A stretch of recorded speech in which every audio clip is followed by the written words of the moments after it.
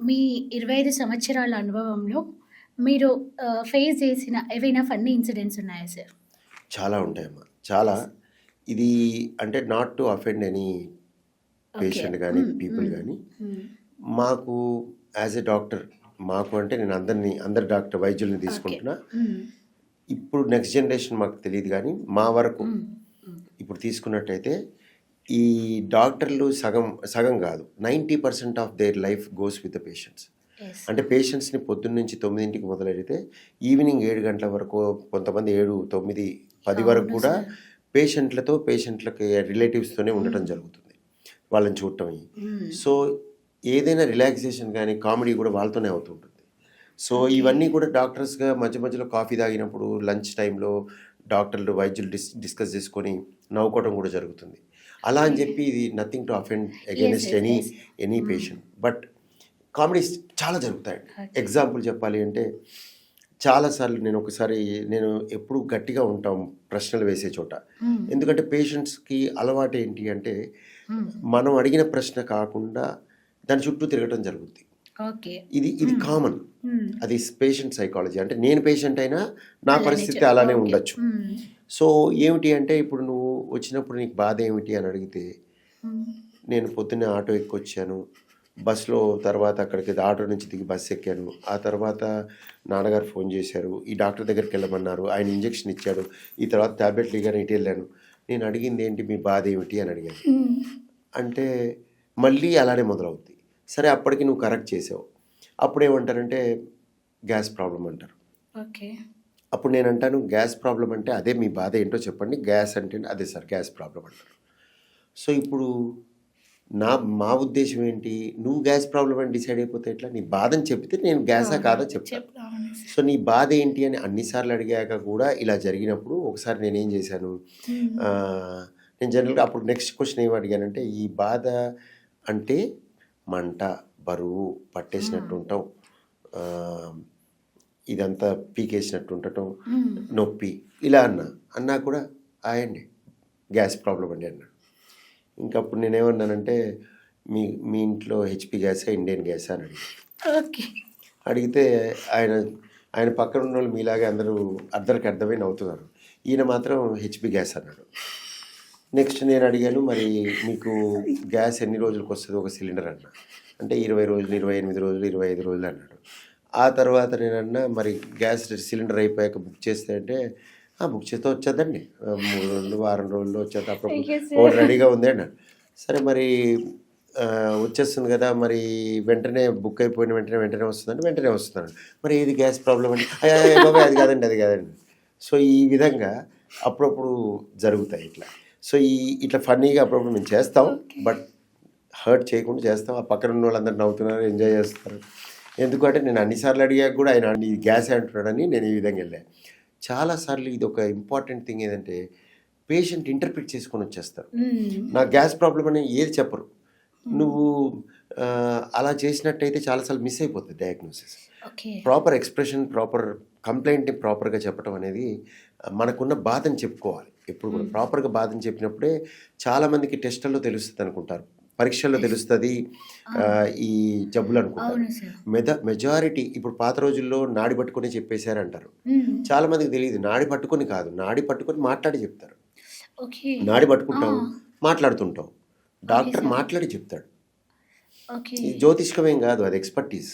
హుహు. ఇప్పుడు నేను 4 మాటలు మాట్లాడాక, హ్మ్. పల్స్ పట్టుకొని 4 మాటలు మాట్లాడాక 100లో 70 మందికి నా దగ్గరకొచ్చే వాళ్ళకి ఇది గుండె ప్రాబ్లమ్. నీకు ఈ యాంజియోగ్రామ్ జేయాలి. హ్మ్. బ్లాక్ హ్మ్. ఉంటుంది. పెట్టేయాలి. స్టెంట్ అని కూడా పడే అవకాశం ఉంది అని చెప్పేయడం ఓహ్! జరుగుతుంది. Okay. So, that is how history is very important. So, హ్మ్. సిమిలర్‌గా ఇంకో జోక్ ఏంటంటే, హ్మ్. పాపం కొంతమందికి లాంగ్వేజ్ ఇష్యూ అవ్వచ్చు.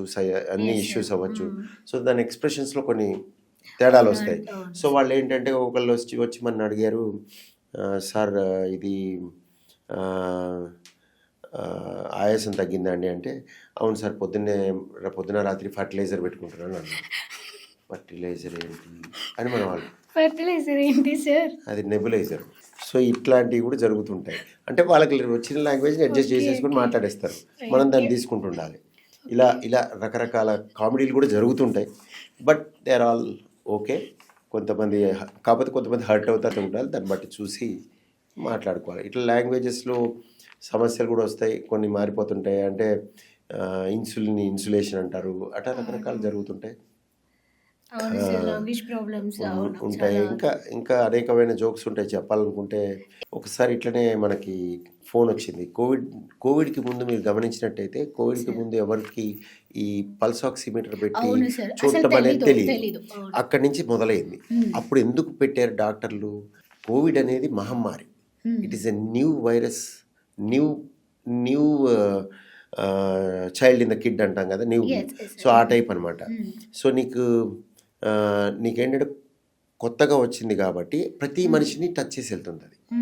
ప్రపంచంలో ఉన్న ప్రతి మనిషిని టచ్ చేసి వెళ్తుంది కోవిడ్. సో అప్పుడేంటి, డాక్టర్లు సరిపోరు, ప్రతి మనిషికి వస్తుంది. ఇంట్లో ఒక అపార్ట్మెంట్ని తీసుకున్నప్పుడైతే ఒక అపార్ట్మెంట్లో ఒకళ్ళు చనిపోయారు కూడా ఆ రోజుల్లో, ఓకే. 2021లో.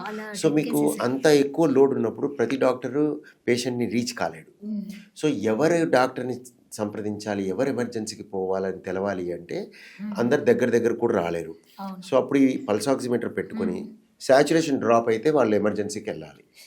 అది ఉద్దేశం. బాధ కలిగితే ఎలాగో వెళ్ళాలి, ఇది సాచురేషన్ తగ్గిపోతే డెఫినెట్గా. దానికని పెట్టింది. ఇప్పుడు ఇళ్లలో అందరికి పెట్టుకొని ఎప్పటికప్పుడు స్కోర్ చూసినట్టు చూడటం స్టార్ట్ చేశారు. సో దీంట్లో కామెడీ ఏంటంటే, ఒకసారి ఒకళ్ళు ఫోన్ చేసి సార్ మాకు మా అబ్బాయికి ఇప్పుడే చూసాం సార్, ఆక్సిజను 120 వస్తుంది సార్, ఏం చేయాలి అన్నాడు. అంటే ఆక్సిజన్ 100 వస్తుంది, 120 రాదు. అంటే వాళ్ళు తప్పు ఏదో చూసి ఏదో ఇటు అటు అటు ఏదైనా అవనండి. సో అప్పుడు 120 వచ్చింది, మరి ఏం చేయాలి అంటే, మరి నా పక్కన ఉన్న కొలిగ్ ఏమన్నాడు, వెంటనే చుట్టుపక్కల ఉన్న చెట్లు కొట్టేయండి అన్నాడు. సో ఇట్స్ చిన్న జోక్. అట్లా ఇలాంటి జోక్స్ కూడా క్రాక్ అవుతూ ఉంటాయి. But then these all light side of. ఏం చెప్పారు సార్ 120 అంటే ఇంతకీ ఆన్సర్? తర్వాత చెప్పావు, అది ఏం కాదే, అది 120 తప్పు, నువ్వు అది హార్ట్ రేట్ అయి ఉంటుంది, ఆక్సిజన్ 97 95 పైన ఉంటుంది. అట్లా అసలు ఈ మధ్య అందరి ఇళ్లలో పల్స్ ఆక్సిమీటర్ ఒకటి, బీపీ మిషన్ ఒకటి, అంటే డయాబెటీస్ చూడకూడదు కాదు. It is good that they are available. దాన్ని మితిమీరి వాడకూడదు, సరైన పద్ధతిలో వాడటం నేర్చుకోవాలి, దాని మీద ట్రైన్ అన్న అవ్వాలి. దాన్ని చూసి అడలిపోకూడదు. ఇప్పుడు మనిషి బాగానే ఉంటాడు, వీడికి 0 వచ్చి చచ్చిపోయినట్టే ఏంటి, ఇందులో 0 వచ్చింది అనుకోండి, సెన్సార్ పని చేయట్లేదని. అంతేగాని 0 ఎట్లా వస్తుంది మనిషి నడుచుకుంటూ. సో ఇట్లా అన్ని కామన్ సెన్స్ ఇష్యూస్ ఉంటాయి. సో దీన్ని పట్టుకొని దీనివల్ల పేషెంట్స్ పెరుగుతారు, అన్నెసరీ పేషెంట్స్ వస్తుంటారు. డజంట్ మ్యాటర్, డాక్టర్లకి ప్రాక్టీస్ పెరుగుద్ది కానీ నాన్ సెన్స్ ఉంటుంది. అండ్ అన్నెసరీగా పేషెంట్స్కి ఇబ్బంది ఉంటుంది. ఆ పర్టికులర్ పర్సన్ చాలా ఇబ్బంది పడిపోతాడు, జబ్బు లేకుండా ఉందనుకుంటాడు. ఇవి సమస్యలు. పేషెంట్ సైకాలజీ ఎలా ఉంటుంది సార్? మామూలుగా కొంతమంది ఏంటంటే ఈ డాక్టర్ 2 minutesలో చూసి పంపించేశారు, అసలు చూసారంటావా అని డౌట్ మైండ్లో తిరుగుతుంటుంది. ఈవెన్ మీ ఆల్సో, నా అలాంటి వాళ్ళు కూడా. ఇంకా కొంతమంది ఏంటంటే డాక్టర్ చాలాసేపు చూశారు, బాగా మాట్లాడారు అంటే మెంటల్గా వాళ్ళు ఫిక్స్ అయిపోతారు, సగం డిసీజ్ ఏదో తగ్గిపోయినట్టు. వాళ్ళ సైకాలజీ ఎలా ఉంటుంది? అంటే అందరు ఒక రకంగా ఉండరు.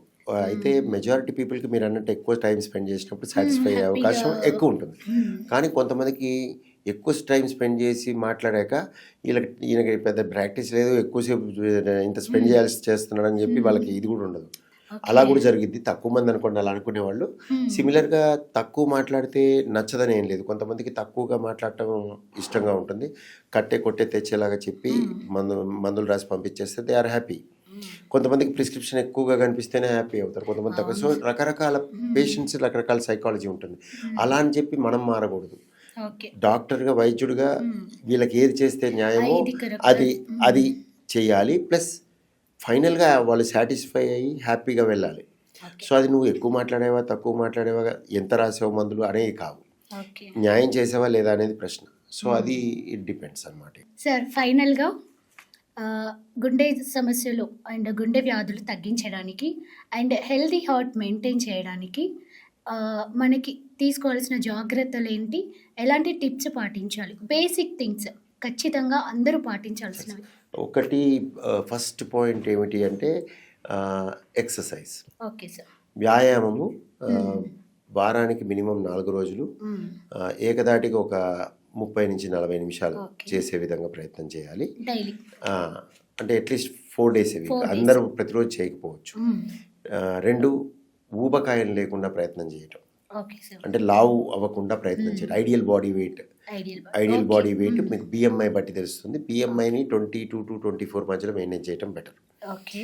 అలా నెక్స్ట్ వచ్చేసి మితిమీరిన కొలెస్ట్రాల్ డైట్ తీసుకోకూడదు. కొలెస్ట్రాల్ ఎక్కువ లేకుండా డైట్లో కొలెస్ట్రాల్ తక్కువగా, ఫ్రూట్స్ ఎక్కువగా, ఓకే.